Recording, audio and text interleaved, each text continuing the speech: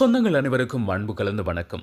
மற்றும் ஒரு காணொலியூடாக உங்கள் அனைவரையும் சந்திப்பதில் பெருமகிழ்ச்சி.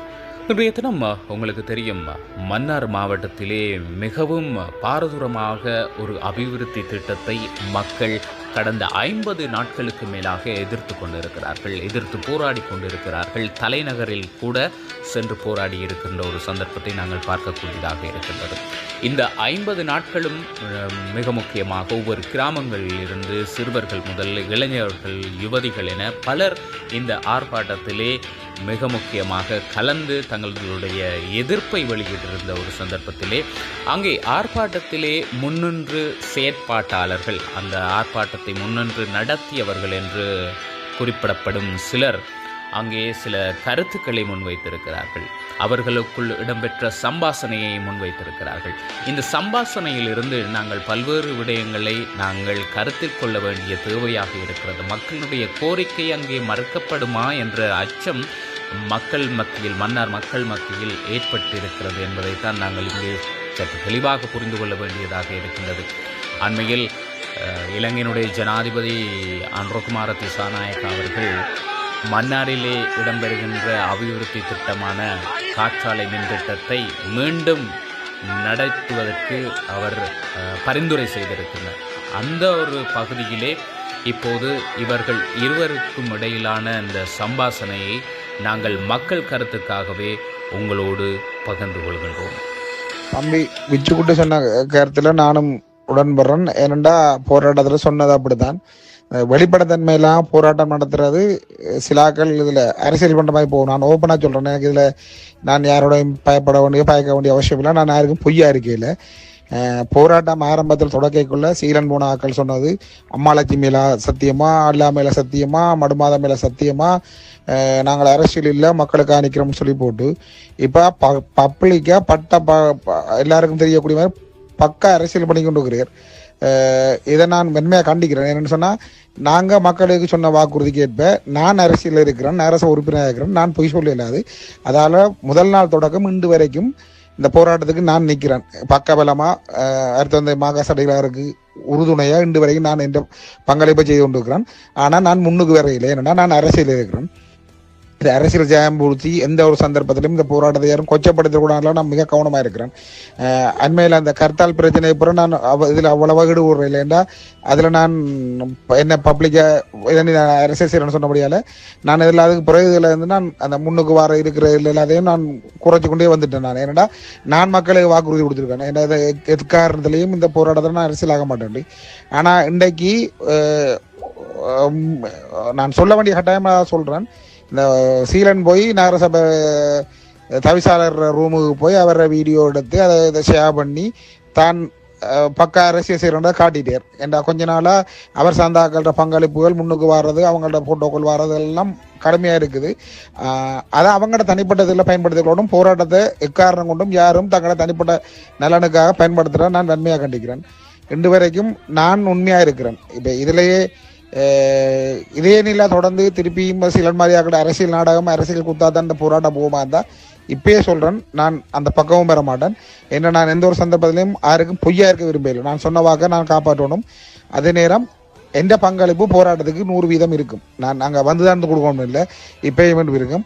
இப்படி இந்த கிழமை பார்ப்பேன். இந்த கிழமை இந்த அரசியல் கூத்து சீலனாக்கள் 302 கூத்து காட்டுற நடக்குமா இருந்தா, நான் முன்னா ஓப்பனாக தான் சொல்றேன், நடக்குமா இருந்தா என்ற உள்ள கணக்கு வழக்கு இல்லாத நீட்டா மகஸ்வாதரை ஒப்படைச்சிட்டு நான் ஒதுங்கிடுவான். அந்த பக்கம் பெற மாட்டேன். ஆனா எந்த சப்போர்ட் இருக்கும்.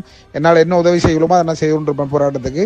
ஏனென்றால் ஒரு வருஷம் இல்லை, ஒரு மாசம் இல்லை, ஒரு வருஷம் இல்லை, 10 வருஷம் சொன்னா நான் போராட்டத்தோட எந்த பங்களிப்பு இருக்கும். அதை விட்டு போக மாட்டேன். ஆனா பொய்யா இருக்குன்னு நான் நடிக்க மாட்டேன். அது என் உண்மை. யாரா இருந்தாலும் பிள்ளைய மோதும்னு சொல்லுவேன். பொய்யா நடிக்க மாட்டேன். மக்களுக்கு நான் இந்த போராட்டத்தில் நான் எந்த வித அரசியலையும் கலந்துக்க மாட்டேன், அரசியல் சாயம் பூச மாட்டேன்னு சொல்லி தான் வந்தேன். அதனால நான் இன்று வரைக்கும் பின்னுக்கு தான் நிற்கிறேன். எப்பயுமே நான் முன்னுக்கு வந்துட்டதில்லை, என்ன அரசியல்வாதியை காட்டி கொண்டுறதில்லை. பின்னுக்கு நிற்கிறது காரணமும் அதுதான். ஆனா இவங்க இப்படி செய்து இன்றைக்கு இந்த ஒரு பட்சமா நடந்து கொண்ட விஷயம் என்னால் வன்மையாக கண்டிக்கிறேன். நான் என்ன இந்த வேலை செய்யிருக்க கூடாது, இந்த அரசியல் உண்மையா நிற்கிறேன், போராட்டத்தில் உண்மையா நிற்கிறேன்னு சொன்னவன் இந்த வேலை பார்த்துக்க கூடாது. பக்காவா தெரியுது அவர் அரசியலுக்காக எங்கட இதை பயன்படுத்துறேன். இனி எந்த ஒரு சந்தர்ப்பத்தில் அவர் முன்னுக்கு நின்று பேசவோ முன்னுக்கு நிற்கிற குரல் கொடுக்கறதையும் நான் ஏற்றுக்கொள்ள மாட்டேன். அது அரசியல் அவர்கிட்ட இந்த நுரோஜ மாதிரி, ஜசோ மாதிரி, மற்ற அனிதா மாதிரி, அவன் அஜயாக்கள் மாதிரி பொடியில் இருக்கிறாங்க. அவங்க அதை போராட்டத்தை முன்னுக்கு கொண்டு ஓட்டும். மற்றபடி சம்பந்தப்பட்டார்கள் பின்னுக்கு நிற்கிறது தான் நல்ல மட்டும் எனக்கு படுது. என்னோட இதுக்கு பிறகு அவர் முன்னுக்கு நிற்கிறார், நான் கடைசி வரைக்கும் நானே ஏற்றுக்கொள்ள மாட்டேன் போராட்டம். அப்படி இல்லை அவர் நீ பேர் நீங்க பிள்ளைண்ட யாராவது சொல்லுவீங்களா தான் நானும் அந்த இடத்துல எனக்கு இன்னும் சுய கௌரவம் இருக்கு. நான் பொய்யா அவரோட நடிக்க இல்லாது, நான் பொய் உண்மை சொல்லி இருக்கிறேன் உங்கள்கிட்ட. நான் இந்த போராட்டம் இந்த ஒரு சந்தர்ப்பத்தில இந்த போராட்டம் தான் அரசியலாக மாட்டேன். அப்ப நான் நீங்களை இதில் நிற்கிறவங்களை அரசியலாக்குறத நீங்க ஏற்றுக்கொள்வீங்களா இருந்தா நான் அந்த பக்கமும் பெற மாட்டேன். நான் விலதி கொள்றேன். என்ன நான் அரசியல் செய்கிறேன், என் அரசியல் நான் என்ன நகரசபை உறுப்பினர், நான் போய் சொல்லி இல்லாத உங்கள்கிட்ட நான் நகரசபை உறுப்பினர், நான் அரசியல்வாதி இருந்து நான் அரசியல் செய்யலன்னு வந்து முன்னுக்கு கூத்து கூட இல்லாது. அதுக்கு நான் உண்மையா இருக்கிறேன். நான் எப்பயுமே சொன்ன சொல்லுக்கும் மக்களுக்கும் நான் உண்மையா இருக்கிறேன். அதை கடைசி வரையும் காப்பாற்றணும்னு நினைக்கிறேன். இதை இன்றைக்கு நடந்த விஷயம் என்னால் உண்மையை ஏற்றுக்கொள்ள முடியாது. வன்மையாக கண்டிக்கிறேன் சீலன் இந்த வேலை பார்த்துக்க கூடாது. இந்த அரசியலில் போராட்டத்தில் அவரை நாங்கள் ஒரு முக்கியமான ஒரு அளவிட்டு இருக்கிறோம் சொன்னால் எங்களுக்கு கொடுத்த வாக்குறுதிக்காக நான் அரசியல் செய்ய மாட்டேன்னு அதுன்னு சொல்லி இந்த மடுமாதாக்குள்ள சத்தியம் பண்ண ஒரே ஒரு வாக்குறுதிக்காக அவர் முன்னுக்கிட்ட நாங்கள். ஆனால் அவர் அதை கொச்சப்படுத்திட்டார். எந்த ஒரு சந்தர்ப்பத்திலும் இந்த மக்கள்கிட்ட இந்த தூய போராட்டத்தை கொச்சப்படுத்துறதை நான் ஏற்றுக்கொள்ள மாட்டேன். அதில் அரசியலோ மதமோ இனமோ கலக்கக்கூடாது, எந்த ஒரு சாயமும் இருக்கக்கூடாதுன்றதை நான் 100% அதை தெளிவாக இருக்கிறேன் அதில். அதால இனி நீங்கள் போராட்டத்தை கொண்டு நடத்துகிற முக்கியமான ஆட்கள் யாராவது இதை கருத்து சொல்லட்டும். நான் நேரடியாக நாளைக்கு ஃபாதரோடையும் கதை பண்ண பറ്റുமா, இது சரியான பிள்ளை, இதை நான் ஏற்றுக்கொள்ள மாட்டேன் கடைசி வரைக்கும். இனி சீலன் முன்னுக்கு வர்றது, அப்படி இல்லாட்டி சீலன் பயங்கரமாக மன்னிப்பு கேட்டு போட்டுட்டு அதில் நீ கேட்டும். நீங்க அங்க பக்கம் வர்றதும் வராதும் கூட பிரச்சனை பிரசாந்த் தானே, அது எனக்கு அவசியம் இல்லை.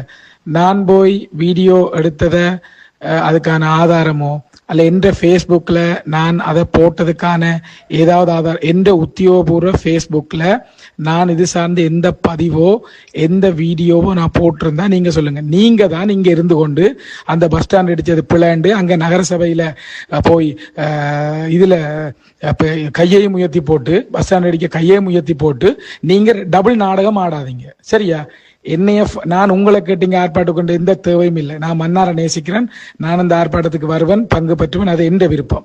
நான் நிக்க நீங்க எனக்கு ஆர்டர் போட நீங்க எந்த பாஸ் இல்லை, சரியா? நான் ஃபாதர் சொல்படி நான் இப்போ வரைக்கும் நான் நடந்து கொண்டிருக்கிறேன். என்ற ஃபேஸ்புக், எந்த உத்தியோகபூர்வ ஃபேஸ்புக் லிங்க் எல்லாருக்கும் தெரியும். அதுல நான் நீங்க சொன்ன வீடியோவை நான் பதிவேற்றி இருந்தா நீங்க கண்டீங்களா? நான் போய் நகரசபையில போய் வீடியோ எடுத்தது எனக்கு இதா வேலை, இதா வேலை எனக்கு. உங்களுக்கு அதான் தொழில், எனக்கு அது தொழில் இல்லை, சரிதானே?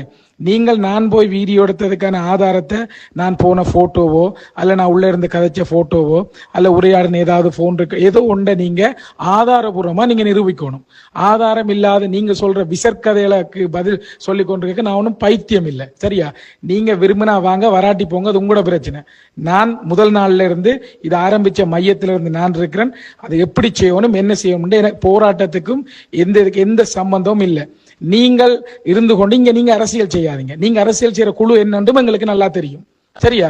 அமைதியா ஒருத்தன் இருந்தாண்டா அமைதியா இருக்க அவனை பைத்தியக்காரன் நீங்க நினைக்க கூடாது, சரிதானே? நீங்கள் நான் எந்த ஃபேஸ்புக்ல ஏதாவது நான் போட்டிருக்கேனா?